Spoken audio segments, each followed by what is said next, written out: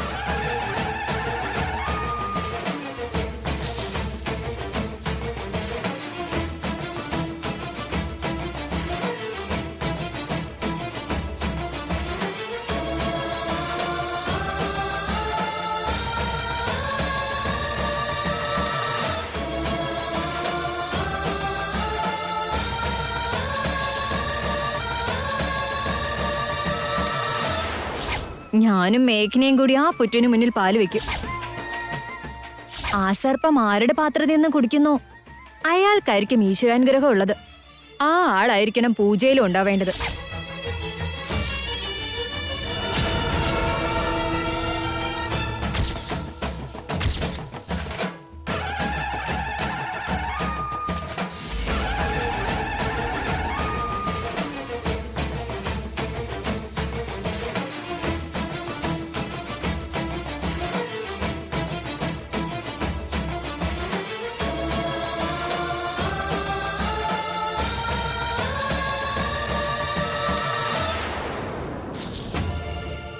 എന്റെ നാഗദൈവങ്ങളെ, എന്റെ പാത്രം ആ സൈഡിലിരിക്കുന്നത്. അതേത് എന്നെ പാല് കുടിക്കണേ പ്ലീസ്.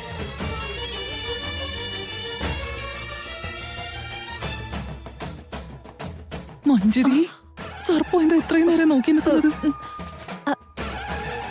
ആന്റി, സർപ്പം എന്റെ പാത്രത്തിൽ നിന്ന് പാല് കുടിക്കും, നോക്കിക്കോ.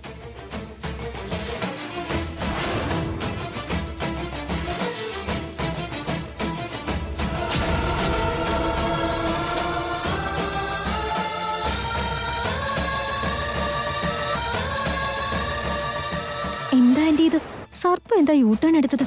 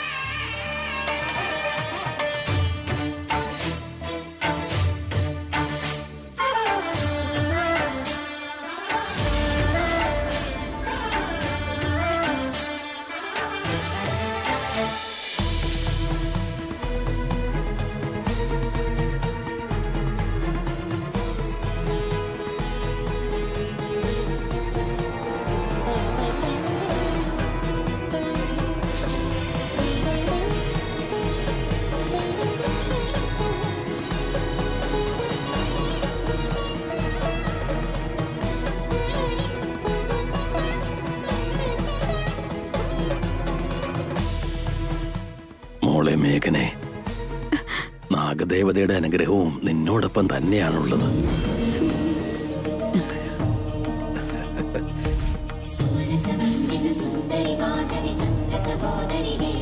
ഇപ്പൊ എന്താ പറയാനുള്ളത്? മിഥുനോടൊപ്പം പൂജ ചെയ്യാനുള്ള അർഹത മേഘനയ്ക്കാണുള്ളതെന്ന് ഇപ്പൊ സമ്മതിക്കുന്നുണ്ടോ? അത് സമ്മതിക്കേണ്ടത് ഞാനല്ല ആന്റി, മിഥുനോ.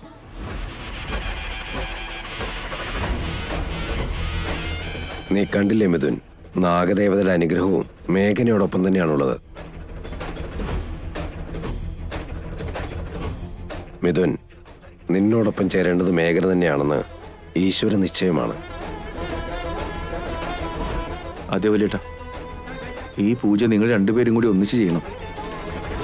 ഈശ്വരൻ പോലും അങ്ങനെ ആഗ്രഹിക്കുന്നത് ഒന്ന് സമ്മതിക്ക് ചേട്ടാ. പ്ലീസ് അച്ഛാ, മേഘനമ്മ ഈ പൂജയിൽ അച്ഛനോടൊപ്പം ഇരിക്കാൻ ഒന്ന് സമ്മതിക്ക്.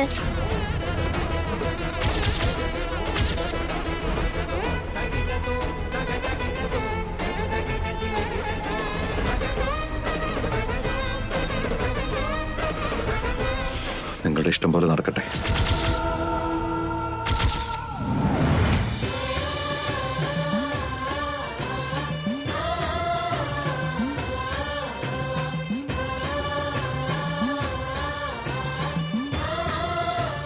മോളെ മേഘനെ, സന്തോഷായോ?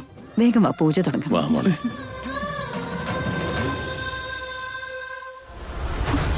കണ്ടില്ലേ ആന്റി, എല്ലാം കയ്യിൽ നിന്ന് പോയി. ഈ സർപ്പം പോലും എന്നെയാ ചീറ്റ് ചെയ്തത്. ഇനി ഞാൻ പറഞ്ഞത് കേട്ട് എന്നോടുള്ള ദേഷ്യത്തിലാണോ എന്നെ ഈ സർപ്പം ചീറ്റ് ചെയ്തത്? അത് തന്നെയാ കാരണം. നാഗദേവതയെ കളിയാക്കുന്നത് കോമഡിയാണെന്ന് കരുതിയോ? ഇനി എന്ത് ചെയ്യും ആന്റി? ഇനി എന്താ ചെയ്യാനുള്ളത്? മിണ്ടാതെ വന്ന് നിക്ക്. അവിടെ ഹോമം നടക്കുന്നത് കാണാം. നടക്ക്.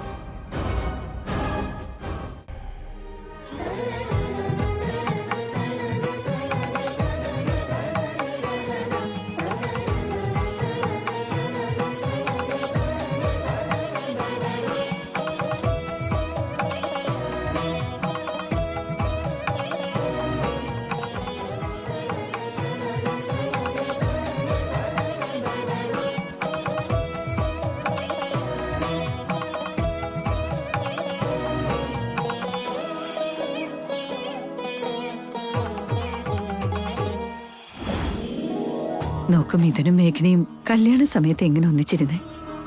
ഇപ്പൊ ഒരുപാട് വർഷമായില്ലേ, അവരെങ്ങനെ ഒരുമിച്ച് കാണുമ്പോൾ ഒരുപാട് സന്തോഷം. നീ പറഞ്ഞത് ശരിയാ.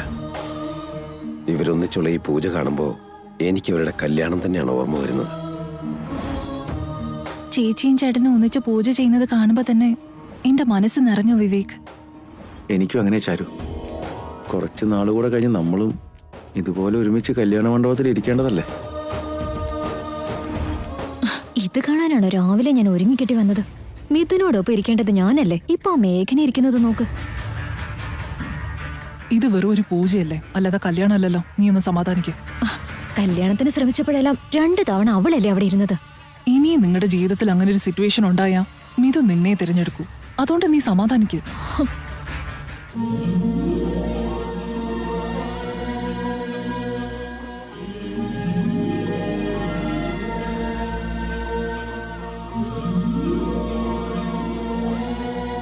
ഓം ശാന്തി ശാന്തി.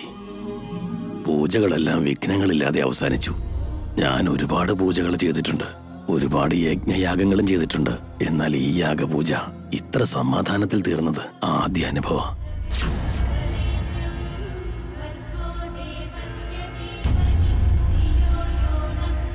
അപ്പോ കുട്ടികളുടെ ആപത്തുകൾ ഒഴിഞ്ഞു പോയല്ലേ ഭാർഗവ പണിക്കരെ? ആപത്തുകൾ ഉണ്ടാകുവരണമേ, പക്ഷെ അതിൽ നിന്ന് അവരെ രക്ഷിക്കാൻ മേഘനയുടെ ജാതകത്തിന് ശക്തി കൂട്ടാനാ ഈ ഹോമവും പൂജയും നടത്തിയത്.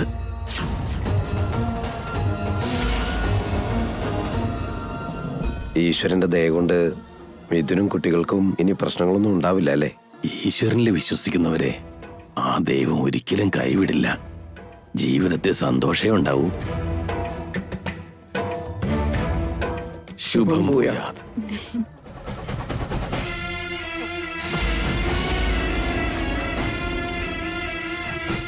മിഥുൻ,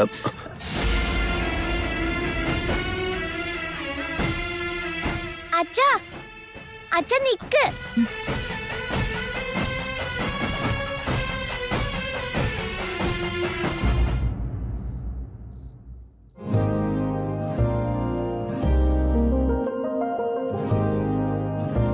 ഓഹോ, മേഡം ഇവിടെ വന്നിരിക്കായിരുന്നല്ലേ? ഇപ്പൊ കാണിച്ചു തരാം.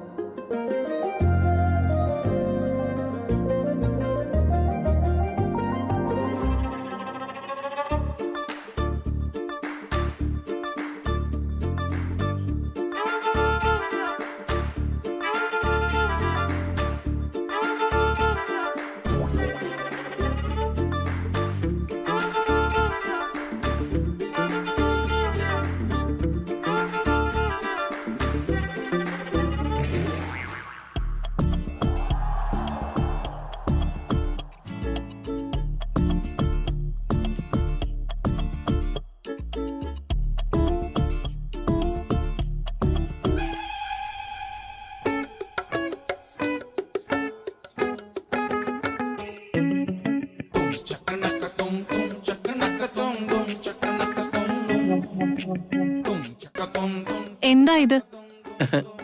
അത് പിന്നെ പ്രണയത്തിന്റെ മുത്തുകൾ. അതെന്താ? അത് പിന്നെ പ്രണയത്തില് മുത്തുകൾ ഉണ്ടാവാൻ പാടില്ലേ? എന്നെ പറ്റിക്കാന്ന് വിചാരിച്ചോ? Cool cool cool cool. അത് പിന്നെ ഈ മുത്തുകൾ നിനക്ക് പ്രണയോപഹാരമായി നൽകാൻ വേണ്ടി വന്നതാ ഞാൻ. മുത്തുകളെയാണ് നീ ഉപഹാരമായിട്ട് കൊണ്ടുതരുന്നത്? അത് പിന്നെ എനിക്ക് അങ്ങനെ തരാൻ തോന്നി. നിന്റെ ബുദ്ധി കുറച്ചു പോലും വളർന്നിട്ടില്ല. അത് ശരിയാവും, പക്ഷെ എന്റെ പ്രണയം ഒരുപാട് വളർന്നിട്ടുണ്ട്.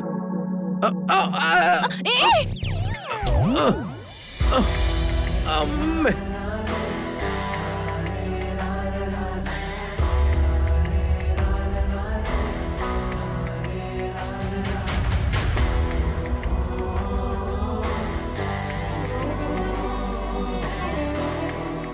താങ്ക് യു ചാരു.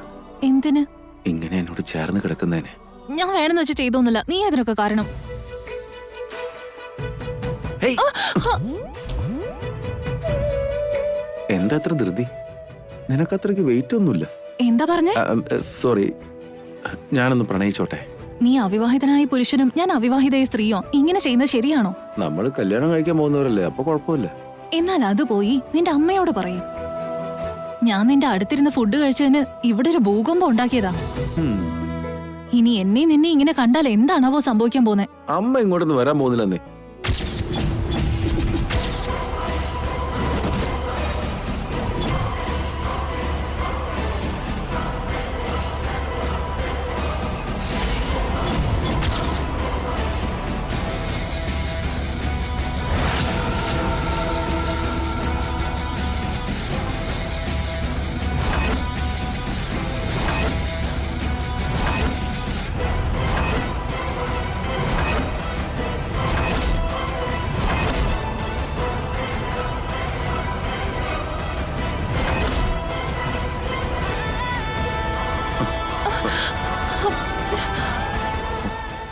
ഞാൻ അറിഞ്ഞുകൊണ്ട് ചെയ്തതല്ല.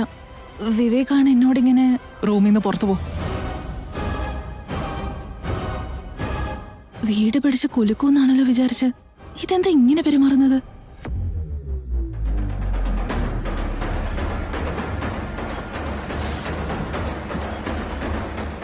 നീ അവിടെ നിക്ക്.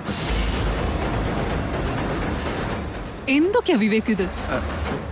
ഇതൊക്കെ ഒരു ഫ്ലോയിൽ അങ്ങ് സംഭവിച്ചു പോകുന്നല്ലേ മോം? നീ എന്താ പറഞ്ഞേ? അത് പിന്നെ യാദൃശ്ചികമായിട്ട് സംഭവിച്ചു പോയതാ. ബോധമില്ലേ നിനക്ക്? ആരോട് എങ്ങനെ സംസാരിക്കണം അറിഞ്ഞൂടെ? നിന്നോട് എത്ര തവണ? അതുപോലെ എത്ര തവണ ഞാൻ മോമനോട് പറഞ്ഞതാ. എന്നിട്ട് ഞാൻ പറയുന്നത് എന്താ മോമന് മനസ്സിലാവാത്തെ? അനാവശ്യമായിട്ടാ മോം വാശി പിടിച്ചുകൊണ്ടിരിക്കുന്നേ. ഇങ്ങനെ പോവാണെങ്കിൽ ഉണ്ടല്ലോ, ഞാൻ എന്താ ചെയ്യാന്ന് എനിക്ക് തന്നെ അറിയില്ല.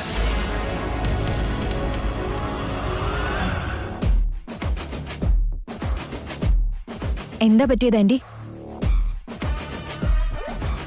ആദ്യമായിട്ടാ എന്റെ മകൻ എന്നോട് എതിർത്തൊരു വാക്ക് സംസാരിക്കുന്നത്. എന്നിട്ട് ഇപ്പൊ എന്തുണ്ടായി? ആ ചാരുവിനെ തന്നെ കല്യാണം കഴിക്കണമെന്നാണ് പറഞ്ഞേ. അതേ സെൻസിൽ തന്നെ ഇപ്പൊ അവൻ സംസാരിച്ചിട്ട് പോയത്. അപ്പോ അതിനർത്ഥം ആ ചാരു ആന്റിയുടെ മരുമകളാകാൻ പോകുന്നു എന്നാ? അങ്ങനെ സംസാരിക്കരുത് മഞ്ജരി. എനിക്കത് കേൾക്കുന്നത് പോലും ഇഷ്ടമല്ല. ഇപ്പൊ അത് തന്നെയാണ് വിവേക് പറഞ്ഞതെന്നല്ലേ ആന്റി എന്നോട് പറഞ്ഞത്? അതൊരിക്കലും സത്യമാകാൻ പാടില്ല. എത്രയും പെട്ടെന്ന് തന്നെ മുഹൂർത്തം കുറിക്കണം. വിവാഹത്തിന്റെയാണോ? അല്ല, ആ ചാരുവിന്റെ അടിയന്തരത്തിന്. എന്താ ആന്റി, ചാരുവിനെ കൊല്ലാൻ തീരുമാനിച്ചോ? ശാരീരികമായിട്ടല്ല, മാനസികമായിട്ട് അവളെ കീറി മുറിക്കാൻ പോവാ.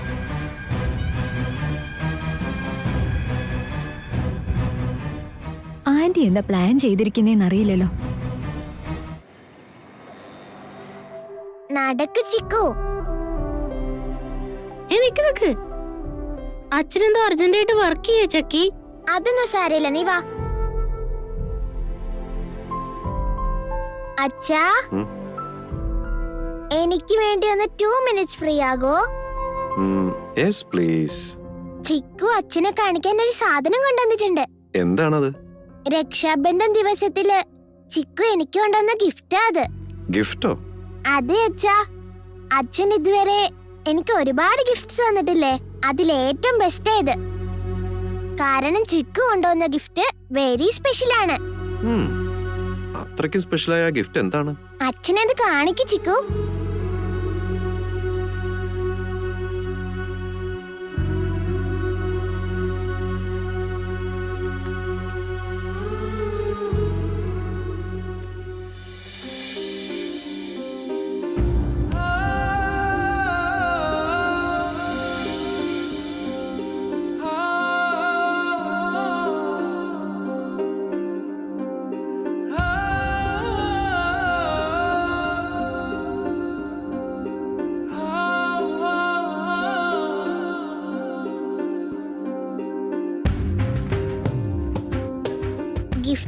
അച്ഛാ. ഇനി പറ, ഇത് സ്പെഷ്യൽ ഗിഫ്റ്റ് അല്ലേ? ഇത് ആരാ വരച്ചത്? ഞാൻ തന്നെയാ വരച്ചത് അച്ഛാ. നീ ഡ്രോയിങ് ചെയ്യാറുണ്ടോ? ചെയ്യാറുണ്ട്. എവിടെ പോയാ പഠിച്ചത്? ഞാൻ എവിടെ പോയി പഠിച്ചിട്ടില്ല. ഡ്രോയിങ് ചെയ്യുന്നത് എനിക്ക് ബൈ ബർത്തായി കിട്ടിയെന്നാ അമ്മ എപ്പോഴും പറയാറുള്ളത്. അച്ഛന് ഇതുപോലെ വളരെ നന്നായിട്ട് ഡ്രോയിങ് ചെയ്യും ചിക്കു. അപ്പൊ ഡ്രോയിങ് ചെയ്യാനുള്ള കഴിവ് എനിക്ക് അച്ഛനിൽ നിന്നാണോ കിട്ടിയത്? അതെ ചിക്കു, നിങ്ങൾ അച്ഛനും മോനും അല്ലേ ചിക്കു, അങ്ങനെ കിട്ടിയതായിരിക്കും. അച്ഛന്റെ സ്കിൽസ് നിനക്ക് ഷെയർ ആയി. എന്ന് വെച്ചാ അച്ഛനാണ് എന്റെ ശരിക്കുള്ള ഡ്രോയിങ് മാസ്റ്റർ എന്നല്ലേ? താങ്ക് യു അച്ഛാ.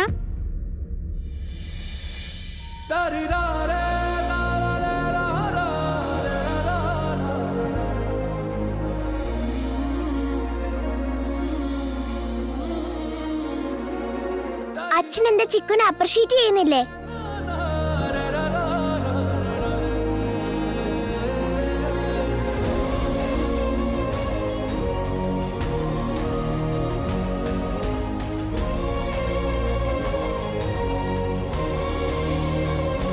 ഓ, നിങ്ങൾ ഇവിടെ ഉണ്ടായിരുന്നോ? രണ്ടുപേരും വന്നേ, ഫുഡ് എടുത്തു വെച്ചിട്ടുണ്ട്. ഞങ്ങൾ അച്ഛനെ ചിക്കു വരച്ച ഡ്രോയിങ്സ് കാണിച്ചു കൊടുക്കുമായിരുന്നു അമ്മേ. ശരി ശരി, രണ്ടുപേരും വന്നേ, ഫുഡ് കഴിക്കാൻ സമയമായിട്ടുണ്ട്.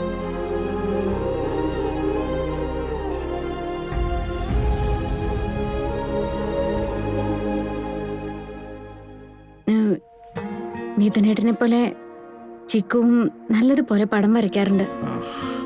ഞാൻ ചോദിച്ചില്ലല്ലോ. എനിക്കെന്തോ അത് പറയണമെന്ന് തോന്നി. അല്ലെങ്കിൽ നിനക്ക് തോന്നും പോലെയല്ലേ ചെയ്യാറ്. ശരി, ഡിന്നർ കഴിക്കാൻ വരുന്നില്ലേ? എനിക്ക് നിന്റെ ഫുഡൊന്നും വേണ്ട. അതുകൊണ്ട് പട്ടിണി കിടക്കാൻ പറ്റുമോ? എന്നെ ആഹാരം കഴിപ്പിക്കേണ്ടത് നിന്റെ ഉത്തരവാദിത്തമാണെന്ന് തോന്നുന്നുണ്ടോ? ഞാൻ ആ പൂജ നിന്നോടൊപ്പം ഇരുന്ന് ചെയ്തുകൊണ്ട് നിന്നെ എന്റെ ഭാര്യയായിട്ട് കണ്ടിട്ടൊന്നുമില്ല. നമ്മൾ തമ്മിലുള്ള അകലത്തിന് യാതൊരു കുറവുമില്ല. അതുപോലെ എന്നോട് അടുക്കാനും നീ ശ്രമിക്കണ്ട. അത് അങ്ങനെയല്ല മിഥുനേട്ടാ. നീ എന്താ പറയാൻ ഉദ്ദേശിക്കുന്നതെന്ന് എനിക്കറിയാം. അത് കേൾക്കാനോ വിശ്വസിക്കാനോ എനിക്ക് താല്പര്യമില്ല. പിന്നെയും പിന്നെ എന്നെ ഉപദ്രവിക്കാനായിട്ട് നീ ഇവിടെ ഉണ്ടാവണമെന്നുമില്ല. ഞാൻ പറയുന്നതൊന്ന് പ്ലീസ്, നീ മുറിയിൽ നിന്ന് ഇറങ്ങാൻ എനിക്ക് ഡോർ ക്ലോസ് ചെയ്യാം.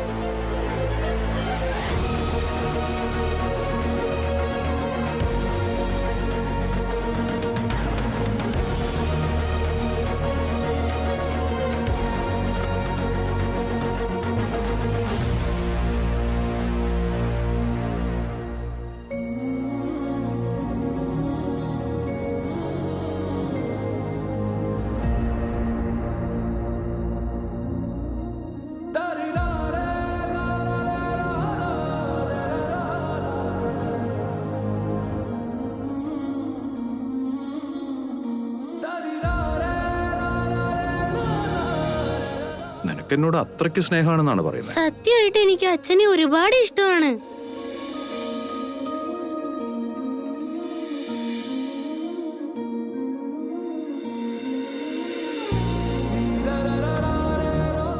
താങ്ക് യു അച്ഛാ.